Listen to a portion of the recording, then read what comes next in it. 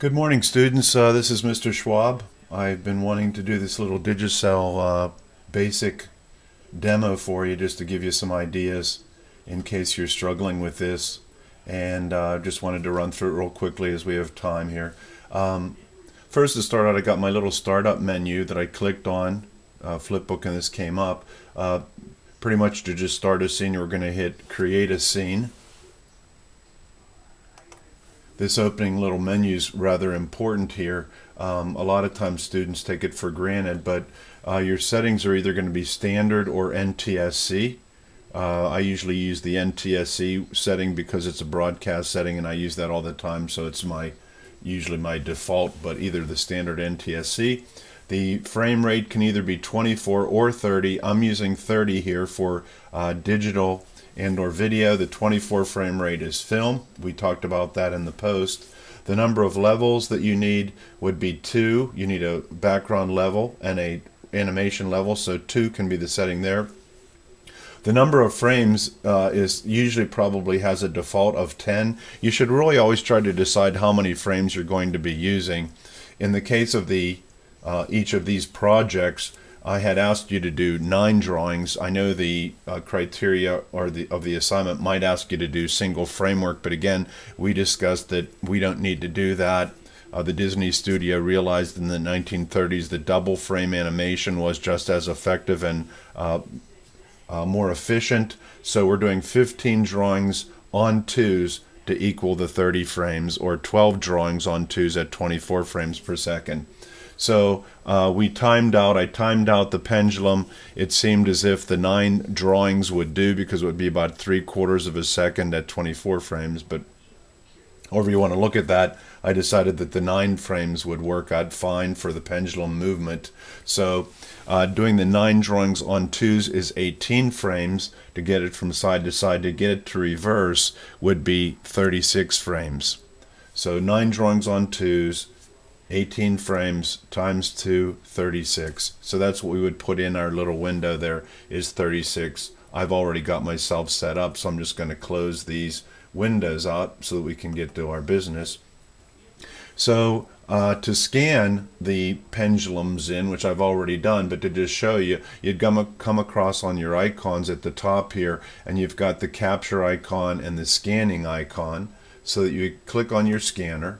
You would come over and it shows you the frame you're scanning, the level you're scanning on, which is the first level, not 0, but number 1, because the 0 level is the background level, and the number of frames that you're scanning. If you put your hold on 2, it would actually scan or capture all of your drawings on 2s automatically.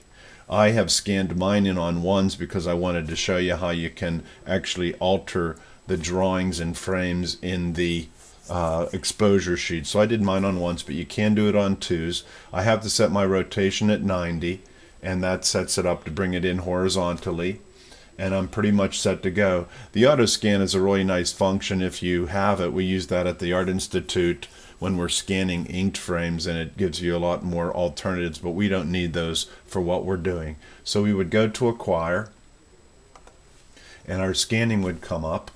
And over here, the only thing that we really have to adjust is to make sure that we're scanning the size that we want to scan on our paper. And we want to just either hit grayscale or color. And the 150 dpi is more than enough. You might actually be able to scan at 75 dpi, but never do the 300 dpi. It's way more than what we need. It creates much larger files, and these are only pencil tests. So either 150 dpi or 75 dpi, grayscale or color, one way or the other. We're pretty much set to go to do a scan, but again, I've already done mine, so I'm just going to close this window out and close that window out, and now I'm ready to go. I've scanned in my 9 drawings on 1s, and I've stuck in 36 frames in the X sheet. So if I play this, it's showing me the 9 drawings on 1s, and it's holding over here for 27 frames because I didn't use those frames yet. They're just blank frames. So it's coming over 9. These are all on 1, so it's very quick, and it doesn't look very good, and it's looping back to the beginning. So this is where the adjustments need to be made. Your drawings have to be done on 2s. So basically, I'm going to turn this off. I'm going to go to my X sheet. And I also want to make sure that I'm back here at frame 1, otherwise crazy things happen when I adjust my X sheet. So I'm going to open up my X sheet. All my frames are in here on 1s. I've already added an extra frame to frame 1. So to take these drawings that were scanned in on 1s and to give them 2 frames each, I would click below the scanned frame, hold down the Alt key, press the click and drag. Click below the frame I want, Alt, hold it, click and drag. So click below the frame you're trying to add the frame to, press the Alt key, click and drag. Click, hold down the Alt key, click and drag. Click below, hold down the Alt key, click and drag. Slide this down, click, hold the Alt key, drag, click, hold the Alt key, drag. And now my 9 drawings are on 2s. I've got 18 frames. Now I didn't need to scan these in reverse because we've got this beautiful little setting that I'm going to show you. So if I click on the 18th frame and I go up here and I hold the Shift key and click on the first frame, I've now highlighted those 18 frames. I come over to Edit and I hit Copy, and then I come back to my X sheet and I go down to the 19th frame, one below the one that I have already copied, and I come back to Edit and I hit this beautiful little option of Paste Reversed.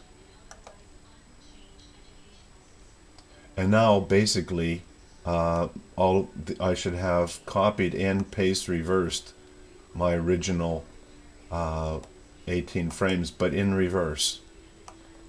So if I click this now, my project is finished. By doing the paste reversed, it actually gave me an extra frame on each end just because that ended up happening. If you want this to be a little bit smoother on your ends, you can actually add a drawing between 1 and 2 and 8 and 9. Label them 1A and 8A, and it'll just ever so slightly give you a softer ease in on either side, which looks even better. Your perspective pendulum will be done the same way with that different layout that I gave you in my other demo this week, and the same thing with the head turn. It should take up the whole frame, no floating heads in the middle, and again, pay attention to that demo that I made up for you. But it's pretty much as simple as this, and that's how it works. So if you have any questions, please make sure that you get in touch with me. I'm going to try to check into the chat room every time I get online according to my office hours. So if you want to talk to me live, I'll make myself a little bit more available than I have been. And otherwise, I just want you to enjoy yourselves, work on your drawing, make sure that they look sweet, and have yourselves a good time. And as we say at the rodeo, let her buck. So we'll be talking to you soon. Have a good week. Bye-bye.